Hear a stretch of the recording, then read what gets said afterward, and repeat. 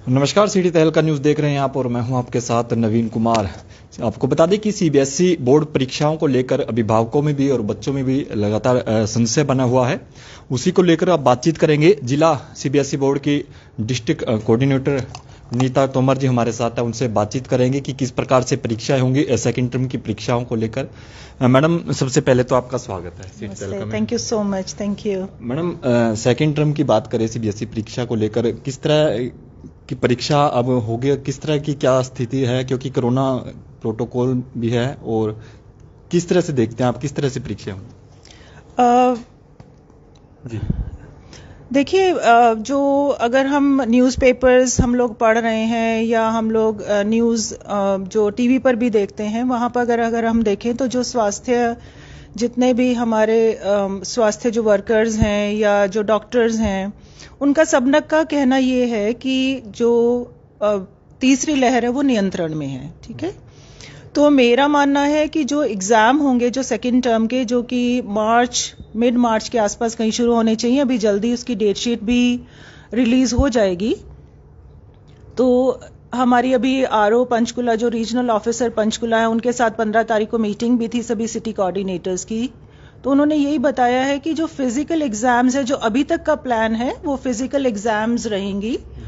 और बच्चों को जैसे पहले बच्चे एग्जाम्स देते रहे हैं, स्कूल में आना, सेंटर्स बनना, उसी तरह से एग्जामिनेशन रहेगा। तो बच्चे अपने आप को मेंटली प्रिपेयर रखें कि उनको फिजिकल ही एग्जाम देना पड़ेगा, स्कूलों में जाकर डिफरेंट सेंटर्स में जाकर देना होगा। सेकेंड टर्म की परीक्षा होती है तो क्या उसकी अवधि रहेगी मैडम? जो अभी जो हमारे पास जो गाइडलाइंस आई हैं, वो 2 घंटे की अवधि की बात हो रही है कि 2 घंटे के जो है वो एग्जाम्स रहेंगे। जी, तो ऐसे में बच्चों को भी कुछ परेशानी मैडम? नहीं, मेरे हिसाब से बच्चों को कोई परेशानी होनी नहीं चाहिए, क्योंकि देखिए जो भी गाइडलाइन सीबीएसई की होती है, तो स्कूल्स जितने भी हैं सीबीएसई एफिलिएटेड बहुत पर्टिकुलर रहते हैं, और जैसे ही गाइडलाइंस आती हैं वो बच्चों से भी शेयर करते हैं, पेरेंट्स से भी शेयर करते हैं, टीचर्स को भी पता रहता है, तो वो इसी हिसाब से बच्चों की तैयारियां कराते हैं। तो मुझे नहीं लगता कि बच्चों को कोई परेशानी होने जा रही है।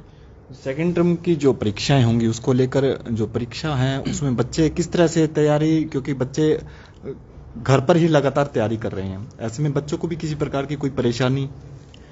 देखिए, जो अभी जो सीबीएसई ने सभी सब्जेक्ट से रिलेटेड एक जो है वो लिंक अभी रिलीज किया है, जिसमें सारे सब्जेक्ट से रिलेटेड सैंपल पेपर्स हैं, मार्किंग स्कीम भी हैं, और उसमें बताया गया है कि सारे जो सैंपल पेपर्स है उसमें सारे एग्जाम्स जो हैं वो सब्जेक्टिव रहेंगे। और स्कूल्स ने, मैं श्योर हूं कि स्कूल्स ने बच्चों से भी शेयर कर लिया, और टीचर्स उसी हिसाब से बच्चों की तैयारियां भी करानी है, जो कि ऑनलाइन पढ़ाई चल रही है, तो उसी हिसाब से तैयारी भी करा रही हैं। तो ऐसी कोई समस्या बच्चों को आनी नहीं चाहिए। वैसे बच्चे अपने आप चुस्त भी हैं, सब कुछ ध्यान भी रखते हैं, अच्छे से पढ़ भी रहे हैं, तो मुझे नहीं लगता कोई परेशानी ऐसा आएगी बच्चों को। सेकेंड टर्म अब है, लगातार उसकी तैयारी जैसे बच्चों की चल रही है, और तीसरी लहर अब जैसे कि कोरोना की है, तो 15 से जो 18 वर्ष के जो बच्चे हैं उनको लेकर जो टीकाकरण जो अभियान चलाया गया है, ऐसे में किस तरह से? देखिए, जो स्वास्थ्य मंत्रालय है या शिक्षा मंत्रालय हरियाणा, वो बहुत ध्यान कर रहे हैं कि बच्चों का टीकाकरण हो, और नॉर्मल, मुझे लग रहा है सभी चाहते हैं कि स्कूल भी नॉर्मल हो, सब नॉर्मल पटरी पर जीवन आए। तो 15 से 18 साल के जो बच्चों का है जो टीकाकरण है, मुझे लग रहा है अभिभावक भी बहुत जागरूक है, करा भी रहे हैं। इसके अलावा अभी जो हरियाणा स्वास्थ्य मंत्री अनिल विज जी ने भी न्यूज़पेपर के थ्रू उन्होंने भी कहा था कि उन्हीं बच्चों को स्कूल में परमिशन होगा आने का जिनका टीकाकरण हो चुका होगा। और हमारे यहाँ पर जैसे 4 जनवरी को टीकाकरण कैंप लगा था, जिसमें हमारे अभी तक 90% बच्चे जो हैं वो लगवा चुके हैं। 10% किसी ना किसी रीज़न से तबीयत खराब नहीं वो रह गए, लेकिन हम लोग जल्दी उसको भी 100% टच करेंगे। तो मेरे को और बाकी स्कूल्स भी हैं, जितने भी प्रिंसिपल्स हैं बहुत एक्टिवली इसमें पार्टिसिपेट कर रहे हैं। और मैं अगर थैंक्स करूंगी सिविल हॉस्पिटल का, डॉक्टर्स बहुत एक्टिवली जो है वो जाकर कैंप करा रहे हैं और बच्चों को कवर अप करने की कोशिश कर रहे हो। So that's a good initiative, और मुझे लगता है अगर हम इसमें ध्यान करें तो जल्दी जो सिचुएशन थोड़ी सी खराब है वो अच्छी भी हो जाएगी। मैडम, जैसे अभी बातचीत हुई थी कि घर पर ही बच्चों को होमवर्क जैसे दिया जा रहा है, बच्चों के साथ साथ जो पेरेंट्स का और जो टीचर का जो मेल मिलाप है वो कहाँ तक पहुंचा? क्या लगता है जो टीचर जो परिवार के बिल्कुल अभिभावकों के बिल्कुल नजदीक तक पहुंचे इसमें। बिल्कुल देखिए कोई भी मतलब देखिए हर चीज के दो पहलू होते हैं, तो थोड़ा सा कुछ अब अगर मान लीजिए बहुत बड़ी समस्या आई है तो हमको समाधान की तरफ भी ध्यान रखना चाहिए। और अगर इसमें मैं देखूं जो पॉजिटिव जो चीजें कोरोना की वजह से हुई हैं, अगर online no doubt physical school जो है उसकी एक अलग वैल्यू है, ऑनलाइन में वो नहीं हो पा रहा है जो कि हम फिजिकल में कर पाते हैं, लेकिन फिर भी टीचर्स, सारे स्कूल के टीचर्स बहुत ज्यादा सुबह से लेकर शाम तक बिजी होंगे और अपना 100% देने की कोशिश कर रहे हैं। लेकिन इसमें जो आपने प्रश्न पूछा क्लोजनेस, क्योंकि हम लोग कहते हैं कि बच्चे का जो विकास है वो कब होता है, जब एक ट्रायंगल बने, ट्रायंगल जिसमें टीचर, पेरेंट और बच्चा हो, एक दूसरे का हाथ पकड़े। तो अभी जो टीचर्स हैं वो पूरा का पूरा स्कूल लेके बच्चे के घर में पहुंच गए हैं ऑनलाइन एजुकेशन के थ्रू। और इसमें मुझे ऐसा लगता है कि जो टीचर्स जो हैं और टीचर्स और पेरेंट्स में बहुत ज्यादा क्लोजनेस बढ़ी है, क्योंकि अभी टीचर पढ़ा रहा है तो पेरेंट्स पढ़ाते हुए बच्चे को देख रहे हैं, तो उनका ट्रस्ट भी बिल्डअप हो रहा है कि हाँ मेरा बच्चे को टीचर ऐसे पढ़ाती है। और इसके अलावा अगर उनको कोई भी क्वेश्चन होता है कुछ भी, तो इमीडिएटली टीचर को कॉल भी कर लेते हैं। तो जो पीटीएम जब रेगुलर स्कूल होता था, महीने में 2 महीने में पीटीएम होता था, पेरेंट को 1, 1.5, 2 मिनट 5 मिनट का समय मिला और टीचर से मिलकर घर आ गया, तो वो क्लोजनेस जो है वो बहुत ज्यादा बढ़ रही है। जो टीचर्स बार बार शेयर भी करते हैं कि अब हमें पता चल रहा है कि जो है पेरेंट जो है वो क्या चाहता है, या बच्चे के साथ क्या परेशानी है, या हमको क्या सोल्यूशन देना है। तो मुझे लग रहा है क्लोजनेस ज्यादा बढ़ रही है। अब लगातार जो है नियमों का जैसे सख्ताई लगातार सरकार भी बरत रही है, और अब जो परीक्षा है वो किसी भी समय निर्धारित की जा सकती है। ऐसे में क्या सावधानी बरतें, क्योंकि जिस तरह से संक्रमण है वो लगातार बढ़ ही रहा है, किस तरह की सावधानी बरती जा सकती है, किस तरह से बचा जा सकता है? देखिए इसमें सभी को मुझे लग रहा है कि मैं सबको ये कहना चाहूंगी कि सिर्फ अपने अधिकारों की बात ना करें, अपनी जिम्मेदारियों की भी सब बात करें। जो भी गवर्नमेंट के कोविड प्रोटोकॉल्स है सब उनका फॉलो करें, तो बहुत जल्दी नियंत्रण में भी होगा ये सब। बाकी अगर टर्म 2 एग्जामिनेशन होता है और उसमें फर्स्ट टर्म में भी सारे स्कूल्स ने बहुत अच्छे से इसको फॉलो किया था, और हम दयाल सिंह में तो बहुत ही ज्यादा हर नियम का बहुत अच्छे से पालन करते हैं। तो जब टर्म 1 का एग्जाम हुआ था, बच्चों का टेम्परेचर भी चेक होता था, हैंड सैनिटाइज भी होते थे, शू सैनिटाइज होते थे, मास्क भी कंपल्शन था उनको पहनना, और बच्चों के जाने के बाद हम लोग रूम्स भी सैनिटाइज कराते थे। तो उसी तरह का जो है हमेशा, अब अगर सेकेंड टर्म का भी रहेगा तो वही फॉलो होगा।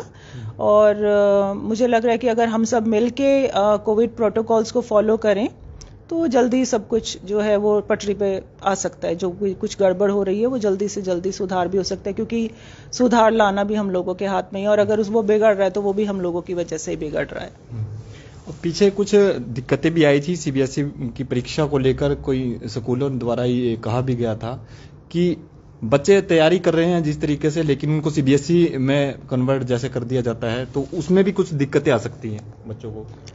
आप 8th ग्रेड के एग्जामिनेशन बोर्ड एग्जाम की बात कर रहे हैं। देखिए जो कि कोई भी स्कूल या तो सीबीएसई एफिलिएटेड हो सकता है या हरियाणा बोर्ड से एफिलिएटेड हो सकता है। तो अभी जो सीबीएसई स्कूल्स हैं वो रिक्वेस्ट कर रहे हैं कि हम लोग सीबीएसई एफिलिएटेड हैं तो हमारे को बच्चों को 8th क्लास का बोर्ड ना देने दिया जाए। लेकिन अगर हो भी जाता है तो मुझे लगता है ऐसी कोई समस्या आनी नहीं चाहिए, क्योंकि ज्यादातर जो है हम लोग 6th ऑनवर्ड्स एनसीईआरटी की बुक्स लगाते हैं। एनसीईआरटी की बुक्स हरियाणा बोर्ड में होती हैं, वही सीबीएसई में होती हैं। तो ऐसा मुझे नहीं लगता कि कोई परेशानी होगी कि बच्चे सिलेबस वगैरह कुछ अलग हो गया, वो सब मुझे नहीं लग रहा कि हो कुछ गड़बड़। तैयारी को लेकर क्या कहेंगे मैम बच्चों को? बोर्ड एग्जाम्स के लिए मैं बच्चों को बोलूंगी कि अपने टीचर्स के बिल्कुल टच में रहें, ऑनलाइन क्लासेस को अटेंड करें सीरियसली, और जो भी टीचर्स उनको गाइडलाइंस भेज रही हैं जो सीबीएसई के से आ रही हैं, कोई सैंपल पेपर्स हैं या टाइम लिमिटेशंस हैं, उन सबको बहुत अच्छे से ध्यान रखें और अपना बहुत ख्याल रखें। मोस्ट इंपॉर्टेंट है, you have to stay healthy. कहीं ऐसा ना एग्जाम्स के आने के बाद आप बीमार पड़ जाएं, तो उसका बहुत ध्यान रखें। थोड़ा कम घूमें, थोड़ा घर में ज्यादा रहें, और जितने भी कोविड प्रोटोकॉल्स हैं उनको बहुत ऑनेस्टी से पालन करें। उनका बच्चे परीक्षा को लेकर स्ट्रेस काफी लगता है बच्चों में, क्या इस तरह का क्योंकि अब कोरोना भी है और बच्चे क्योंकि हालांकि घर पर ही काम चल रहा है, क्या कहेंगे ऐसे बच्चों को?